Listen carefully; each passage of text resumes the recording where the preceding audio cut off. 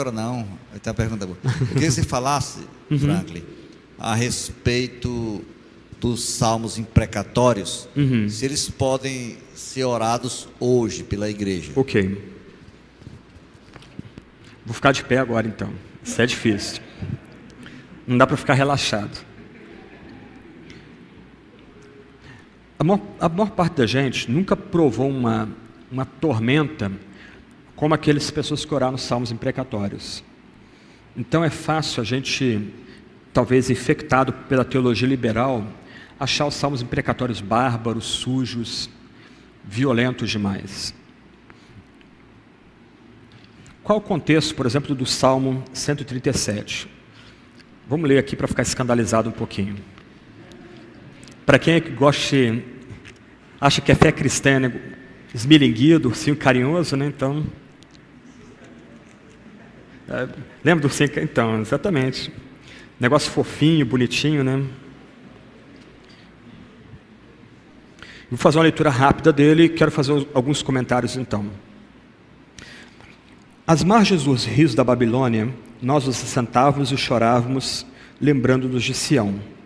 Nos salgueiros que lá havia, pendurávamos as nossas harpas, pois aqueles que nos levaram cativos nos pediam canções, e os nossos opressores que fôssemos alegres, dizendo: entoai-nos alguns dos cânticos de Sião. Como, porém, haveremos de entoar o canto do Senhor em terra estranha?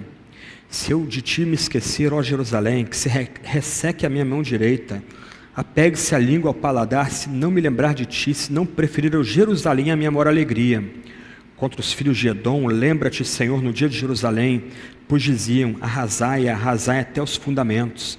Filha da Babilônia, que há de ser destruída, feliz aquele que te der o pago do mal que nos fizeste, feliz aquele que pegar teus filhos, esmagá-los contra a pedra. Chocante isso aqui. Mas por que foi feita essa oração? Jerusalém é a cidade que Deus ama. Jerusalém era a cidade onde Deus colocou seus olhos. Jerusalém era a cidade onde Deus levou Salomão a construir um templo. Jerusalém era a cidade onde o culto era prestado. Nós temos uma seção bem longa nos Salmos, chamados Salmos de peregrinação, Salmos de romagem, Relau, que é chamado esses salmos, né, vão do Salmo 120 até o Salmo 134. Esses salmos eram cantados quando o povo ia para Jerusalém. Não sei quem já foi para Israel, quando você vai para Jerusalém, você sobe, são quase 700 metros acima do nível do mar. Imagina homens e mulheres, crianças, todos subindo para Jerusalém, cantando esses salmos para o dia do sacrifício, para o dia da expiação. Aquela cidade murada era a capital do reino. Era ali que Deus fazia suas transações com o povo. Ali que se fazia sacrifícios uma vez por ano, para que Deus ficasse satisfeito com aqueles sacrifícios e a sua aliança fosse mantida com o povo. Mas aquele é um povo desobediente. E o resultado da quebra da aliança foi a destruição de Jerusalém. Ok. Como é que era uma conquista militar na antiguidade? Os exércitos se aproximavam, as cidades eram muradas em cima das montanhas, com dificuldade óbvia de chegar água lá em cima. A primeira coisa que esses exércitos faziam era minar, fechar as minas de água, e eles davam um ultimato. O ultimato era simples: se rendam, se tornem vassalos, e nada acontece com vocês. Se uma cidade resistisse, ali estava o decreto de morte na cidade. Geralmente o cerco levava de 1 a 3 anos, e dificilmente uma cidade cercada conseguia sobreviver ao cerco. Todas as entradas e saídas da cidade eram vedadas. Aqui há uma menção aos edomitas. Jerusalém fica entre várias colinas com vales, então havia algumas saídas secretas em Jerusalém, e judeus podiam sair por essas saídas secretas, mas os edomitas, uma nação meio irmã de Israel, ajudando a Babilônia, eles fizeram piquetes nesses vales, e eles capturavam todos os judeus fugindo e entregavam esses judeus fugindo aos babilônios. Você vê isso no livro do profeta Obadias. Profecia contra Edom, e que se cumpriu de fato. Esses homens capturados, mulheres capturados, eram empalados. O que era a empalação? Uma lança era enfiada no orifício anal daquela pessoa e ela era levantada e colocada diante das muralhas. Os romanos crucificavam essas pessoas depois, mas os babilônicos empalavam essas pessoas. Quem vai em Jerusalém, há o Museu do Rei Ezequias em Jerusalém. E lá no Museu do Rei Ezequias há uma reprodução como maquete de um cerco. Então, você tem as muralhas, você tem os soldados defendendo as muralhas com arco e flecha, você tem aquelas torres de cerco se aproximando, e você tem lá no fundo homens e mulheres empalados ali, uma morte lenta, dolorosa, sem misericórdia. Quando essas pessoas morriam, se pegavam essas pessoas, pegavam-se animais, botavam-se em catapultas e jogavam essas pessoas para dentro da cidade de Jerusalém, para disseminar tifo, cólera e tudo que é doença nojenta que você pensar. As pessoas ali já estão sem água, no meio do Oriente Médio, terra inóspita. As pessoas ali começam a ficar com fome, elas começam a sacrificar cavalos, jumentos, cães, gatos para comer. Rapidamente elas estão comendo ratos. E segundo alguns relatos contemporâneos da época da Babilônia, pessoas comeram, devoraram crianças. Os nenéns morriam, as crianças eram devoradas. Enquanto isso, tudo acontecendo, os exércitos cercaram aquele perímetro, eles iam demolindo metodicamente as muralhas. A ideia era invadir aquela cidade de 2 pontos diferentes, de forma que não houvesse defesa. E lembra que a defesa agora está enfraquecida. Geralmente os primeiros a morrer eram mulheres e crianças, porque todo o alimento era dado para as tropas de defesa, para o palácio real, porque sem eles, mesmo que houvesse a possibilidade de sustentar o debate, o cerco, não conseguiria repelir as tropas invasoras. Quando as muralhas caíam, o que se tinha era literalmente um massacre dentro da cidade. As mulheres eram estupradas, muitas vezes por um pelotão inteiro de soldados, e depois executadas. Os príncipes eram os primeiros a ser executados, geralmente eram executados diante de todo mundo que se rendeu. Os reis, eles eram... tinham os olhos vazados, e você não pensa aqui que a coisa era séptica.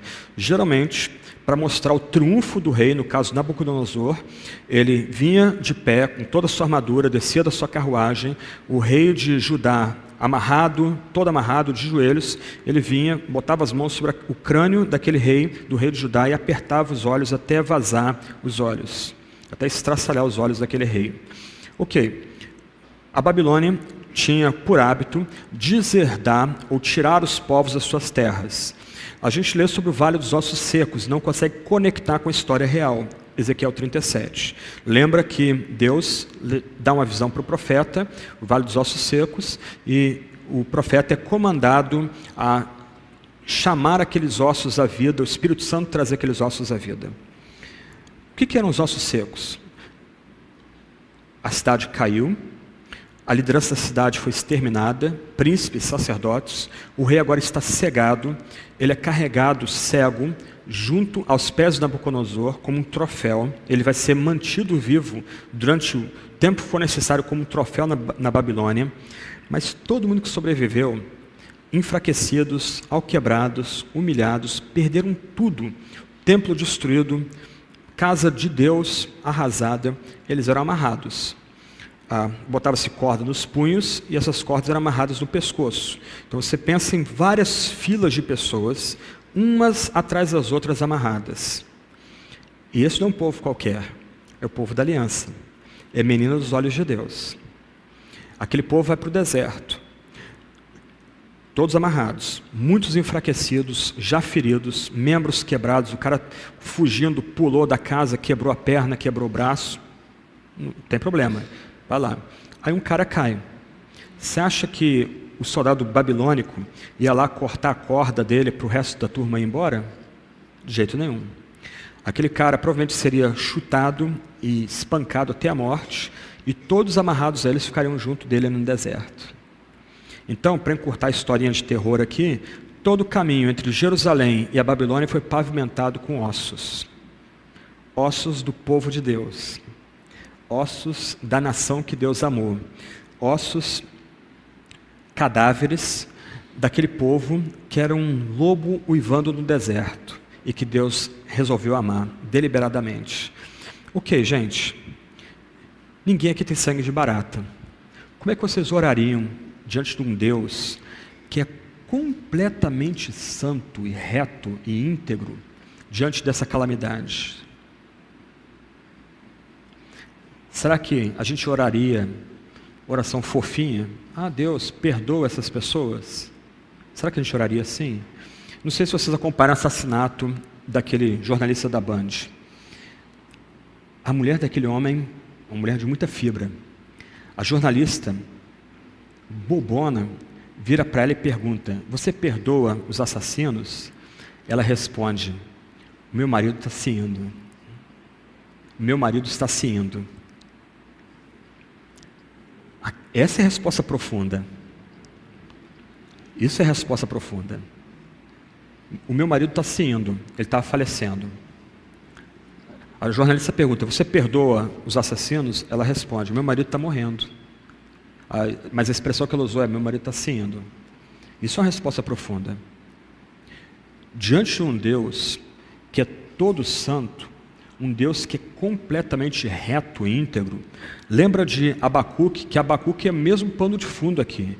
Um Deus que é tão puro de olhos que não pode suportar o mal. Como é que nós oraríamos vendo uma nação ímpia destruindo fortaleza, humilhando pessoas porque adora o seu próprio poder, mulheres sendo estupradas na rua e ninguém pode defender, homens sendo mortos, gente sendo levada cativa? Como é que nós oraríamos a um Deus que é reto? Nota que eles não pedem que Deus dê força para que eles façam a vingança, mas eles clamam para que Deus retribua segundo as obras deles. A linguagem aqui de pegar uma criança e estraçalhar na pedra é uma linguagem muito forte, mas a ideia aqui, mais profunda, é que o salmista ora para que aquele povo seja apagado, e a oração foi respondida. Isso que é o mais impressionante. Você pesquisa sobre Edom depois, no 2º século depois de Cristo, Edom sumiu. Petra, quem já foi lá em Israel, passou por lá. 2º século depois de Cristo, Petra desapareceu. Já não tinha lá, ficou as cidades, mas ninguém dentro dela. Aí você lê o livro de Obadias, um livro pequenininho, tendo isso em mente. Babilônia. Aí você vai para Daniel, versos 24 a 31. Olha que fim melancólico da Babilônia aí. O grande império da época arrasou o Egito, arrasou Judá, destruiu a Síria. Olha o fim deles aí. Capítulo 5, verso 24 em diante. Então da parte dele foi enviada aquela mão que traçou essa escritura. Esta, pois, é a escritura que se traçou: Mene, Mene, Tekel e Parsim. E esta é a interpretação daquilo: Mene, contou Deus o teu reino e deu cabo dele. Tekel, pesado fostes na balança e achado em falta. Pérez, dividido foi o teu reino e dado aos medos e aos persas. Então Belsazar, o homem que substitui Nabucodonosor, então mandou Belsazar que vestissem Daniel de púrpura e lhe pusessem cadeia de ouro ao pescoço e proclamassem que passaria a ser o terceiro no governo do seu reino. O que diz o texto bíblico aí? Naquela mesma noite foi morto Belsazar, rei dos caldeus, e Dario Medo, com cerca de 62 anos, se apoderou do reino. Enquanto eles estavam festejando, enquanto eles estavam usando os utensílios de culto de forma blasfema, que é o contexto aqui de Daniel 5, os medos chegaram de surpresa na Babilônia. Eles conseguiram usar um túnel que levava água para dentro da Babilônia. Eles atravessaram aquele túnel. Enquanto está lá toda a liderança da nação festejando, se embebedando, blasfemando, usando os utensílios sagrados, o reino caiu. Na mesma noite, Belsazar foi morto. Cumprimento daquela oração. Uma oração que o fiel trincou os dentes para fazer, porque ele lembrava o que foi feito da cidade que ele amava, da cidade onde Deus colocou seus olhos. É uma oração difícil de fazer? É. Tanto quanto a oração de Neemias contra Tobias e Sambalate. Lembra da oração? Deus, não perdoa o pecado dessa gente, não. O que me parece aqui, para encerrar essa questão, o que me parece é que esse salmista, ou fiel que ora esse tipo de oração, ele não ora para si. Não é o nome dele que está em jogo, não é a carreira dele que está em jogo, não é nem mesmo a família dele que está em jogo, mas é o próprio nome de Deus que está em jogo, por causa do povo inteiro de Deus.